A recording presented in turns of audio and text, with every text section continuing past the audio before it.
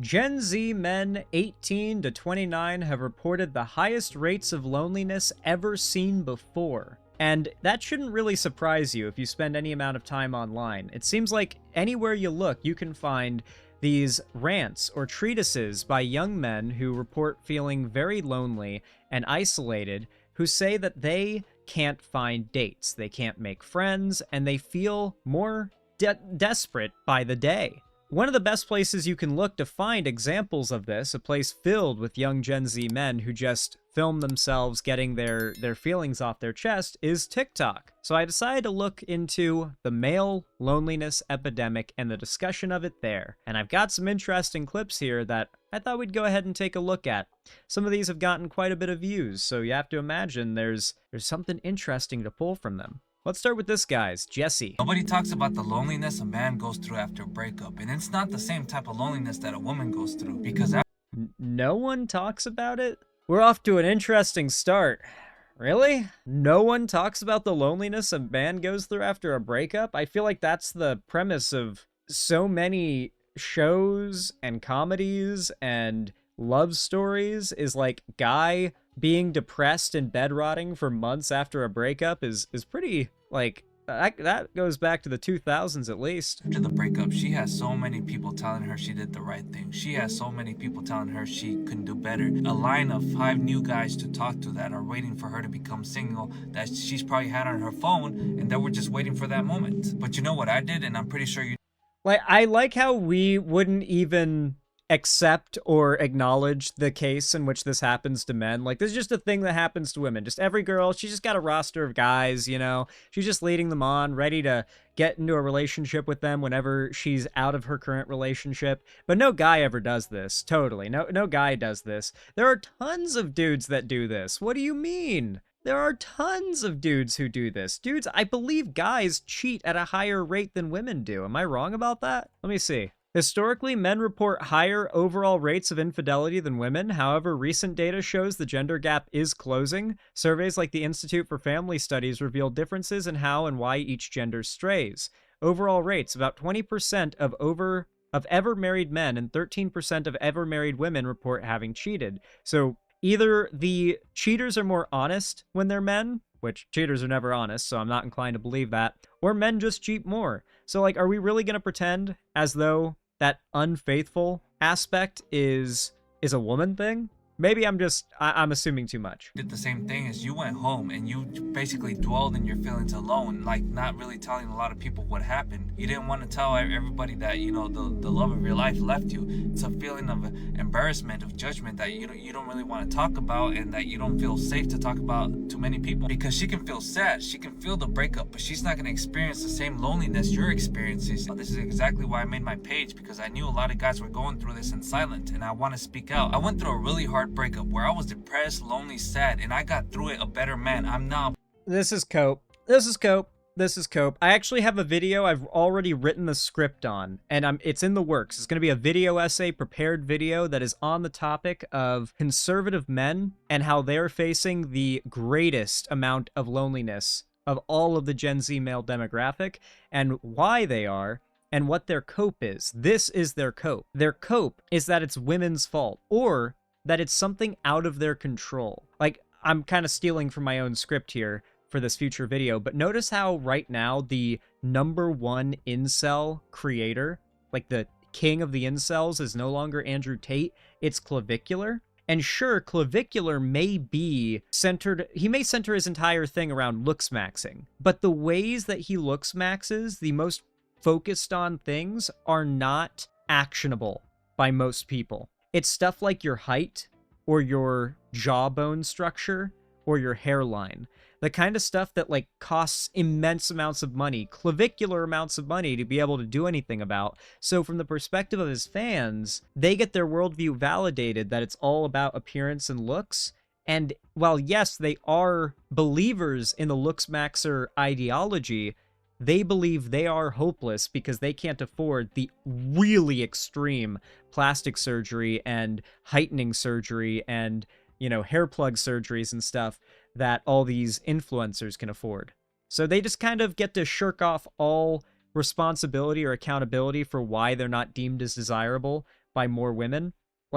From their perspective, like every girl just has a roster of guys ready to date them after a breakup. If that's not the case for you as a guy, then clearly you're not as desirable as you think you are. And once you stop coping and pretending like you're as desirable as your ego wants you to believe you are, and you accept that you can improve, that's when things can start to change for you. Better man. I'm over that breakup, and now I'm helping other guys get through their breakup, and I want you to get through your breakup and become the best version of yourself you can ever be. Aw, look at that. He's helping us out. All right, what else we got here? I hate thinking about it, but I've wanted a romantic relationship for years, and I've still never been in one. And yeah, I spend too much time grinding games, I watch too much romance anime, and I keep to myself a lot. But if I'm being The romance anime, no, that can't be good for you. That might be more degenerative to your, like, social skills and your understanding of women than porn. Romance anime? Not trying to shit on anyone, guys, but if you've never had a genuine relationship before, that might not be the kind of content you want to be learning too much from. You know what I mean? Don't talk like an anime guy. Well, actually, maybe do talk like an anime guy. It's worked out for some dudes. Who was that one guy? The OTV guy that got canceled a little while ago? And his whole thing was being like a anime uwu soft boy. And it turned out he was a total fuck boy, completely predictably behind the scenes. Who am I thinking of? Saikuno? I think it was Saikuno. Yeah, it worked out for Saikuno. honest, bro, that's only part of the reason. I sometimes get jealous of my friends. Many of them have had relationships in the past, and it just seems so easy to them. They find a girl they're into, and this girl just likes them back for who they are. And I've wanted that same connection for years, bro, but I've never gotten it. And for the longest time, bro, I literally blamed everything. I'd tell myself stuff like, I'm just too much of a nerd. It's too difficult for men to date nowadays. The girls I find attractive would never. Okay, hold on. This could be going somewhere good. Hold on. He might be bringing it around. Be into me. I'm just unlucky. But after looking in the mirror, the truth became way less comfortable. I haven't actually put myself out there, and not because I like being lonely. Dude, he's okay. No, he's truth nuking us right now. He's so real right now. This is literally the premise of my video, was that the idea, the things that he just listed, his complaints, are copes, and that when you finally stop coping and accept the hard truth that you aren't actually as desirable as you think, you aren't putting yourself out there as much as you think, your personality isn't as perfect as you think, your politics aren't as perfect as you think, you can improve, that's when things start getting better. This guy is literally echoing that exact sentiment right now. But because I'm so fucking scared of being rejected. Like, I am so incredibly scared of talking to a girl I find attractive and being told no, and not getting that same energy back. And I'll admit it, bro, I'm scared of talking to girls. I'm realizing, bro, that what I've wanted all these years wasn't just a girlfriend, just sex. It was to feel chosen. I want to have someone that I'm into, that I choose, and they choose me back. Someone that chooses me for my authentic self and thinks, I want to be with you. And as someone who's always had low confidence, it's impossible to imagine a girl choosing me. But recently, bro, I've been thinking, if I stay alone and never put myself out there, never even give anyone the chance to choose me, I'm already rejecting myself. I'm sure you guys know it already. Rejection fucking sucks. But if I don't know if he's fully reached enlightenment yet, because true enlightenment is when you realize that you put the idea of even thinking about relationships, even considering yourself single, completely in the back burner. You know, like you put that shit behind the oven. You know, like when shit falls behind the oven in that crack and you have to like pull it out and like get back there and get the stuff that fell behind it. Like put it all the way back there, okay?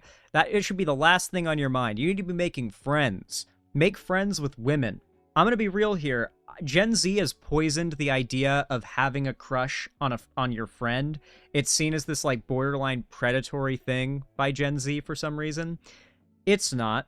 It is in fact the most natural and organic generation of a relationship that you can get, is being friends and that friendship evolving into a romantic relationship. It is extremely natural, super normal, and if both parties actually like each other and have good chemistry, the fact that you were friends beforehand will lead to the best relationship you will likely have had in your life, if you've had any. So hopefully he reaches full enlightenment and he realizes you gotta be friends with women. And the key thing is, you need to be friends with women that you have no interest in, that you get nothing out of, in the same way that you might become friends with just some guy you met who's got some mutual interest and you expect no strings attached other than enjoying each other's presence and just talking about the things that you have mutual interest in. You need to be able to see women the same way, even if they're pretty, or even if they're not pretty. Like, you got to be able to value them as people in the same way that you would any guy. And a lot of people think they do without realizing how many of their social cues are tells that they don't. Getting rejected is part of finding a relationship. I'll face rejection as many times as I have to. It's like that one saying, there's no light without darkness. So it's being alone and being rejected both hurt. I might as well put myself out there. If you made it this far, bro, this probably resonated with you. So let's promise each other something. Together, bro, we're gonna try to put ourselves out there more. We're gonna be uncomfortable. We're gonna get vulnerable. We're probably gonna get rejected too. And that's totally okay. Because they're just shockingly uplifting. I didn't expect this one to be so positive. honestly, bro, what's gonna hurt more? Getting rejected by a few girls or regretting being alone your whole life thinking, if only I put myself out there and if only I took that risk. Anyways, love you guys. Peace. I hate. Oh, that was a good one. That was a good one. I'm glad. We got a little bit of a palate cleanser on that one. Oh boy. What do we got here? Nobody warned Gen X how fast this part of our lives would happen. And that's the truth. 1 minute you're 28, thinking you have all the time in the world, and then suddenly you're at funerals looking Real truth nuke. That's the real depressive stage that the Gen Zers don't even know about yet. They think they've got it rough socially speaking right now. Wait till their homies start dying. Legit, because like everyone's in their 40s, 50s, and it's like, oh no, we're all getting sick and dying now. Oh god. Like it, oh man. Yeah, that's scary, but not related to this. Ooh. Oh shit. What is this? My essay on how men created their own male loneliness epidemic. Ooh.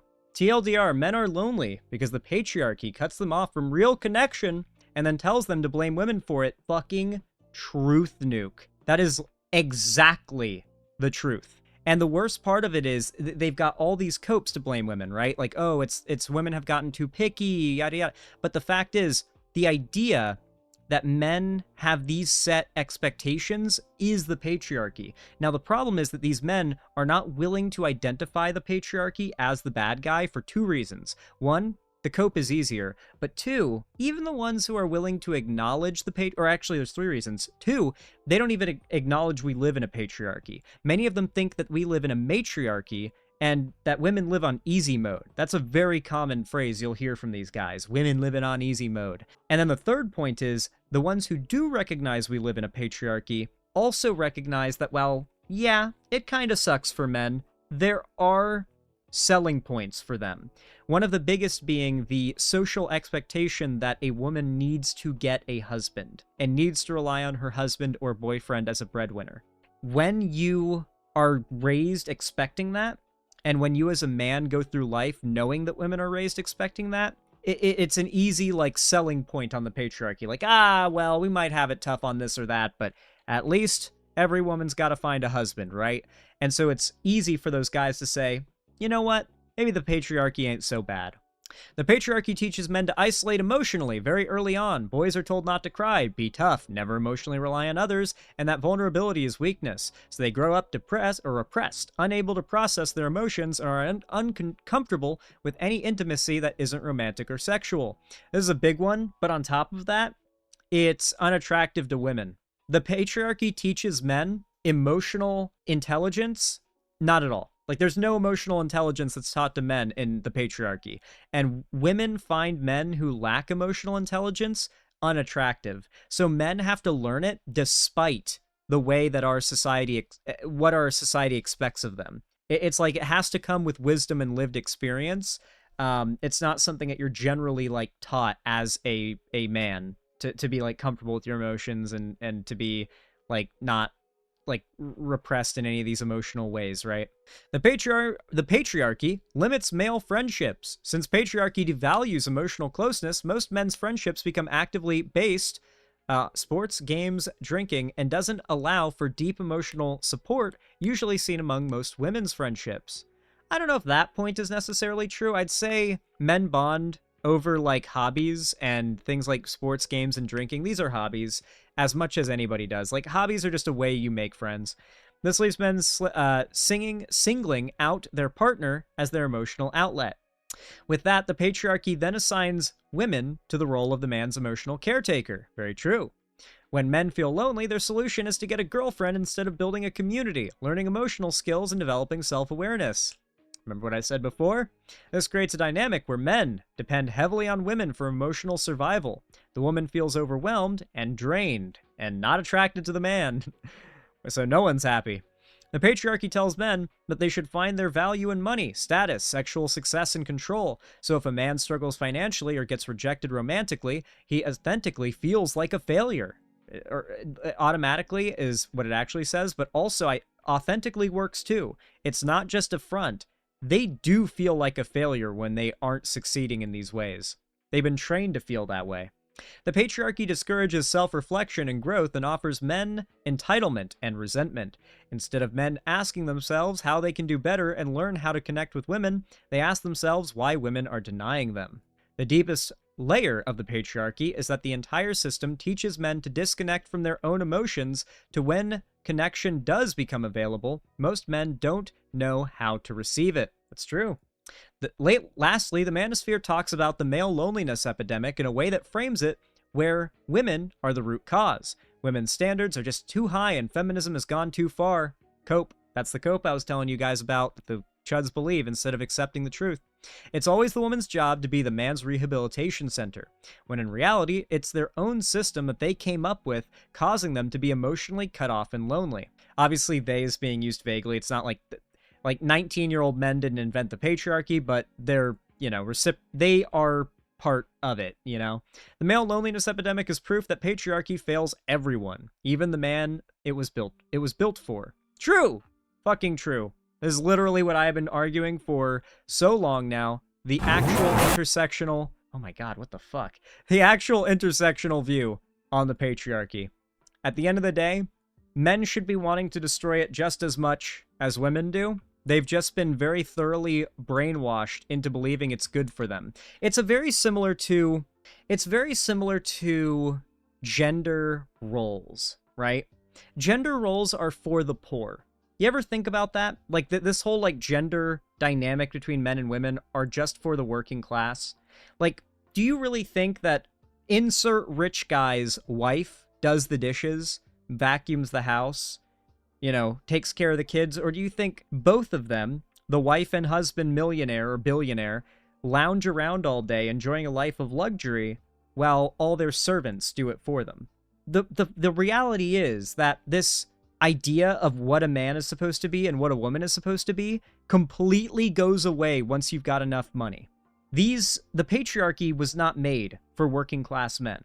It does not actually make working class men's lives better. It is another system built up to keep normal people, the non-billionaires and millionaires, fighting at each other's throats instead of focusing on what really matters, which is the fact that the wealthy and powerful are the ones who are the cause of pretty much all of your problems, not women. Anyway, if you enjoyed this video, consider leaving a like on it. It really does help a lot in the algorithm. It also makes chuds shit blood spontaneously. Don't know how it works, but hit that like button if you want to see it happen. Subscribe and ring the bell icon if you want to see more from me. Follow my social medias linked down below, especially joining my fan Discord, the main hub of my community and fan base. And on top of that, consider commenting. And since I make these videos all on my own, I make these streams all on my own, I edit them, upload them, all that stuff, all me. If you want to support me directly, then you can always donate, subscribe, or gift a sub on my website, or super chat, super sticker, or become a member on YouTube. I always appreciate it. It really, really does help a ton. And yeah, a big thank you to everybody for watching so far. I hope you have a good one.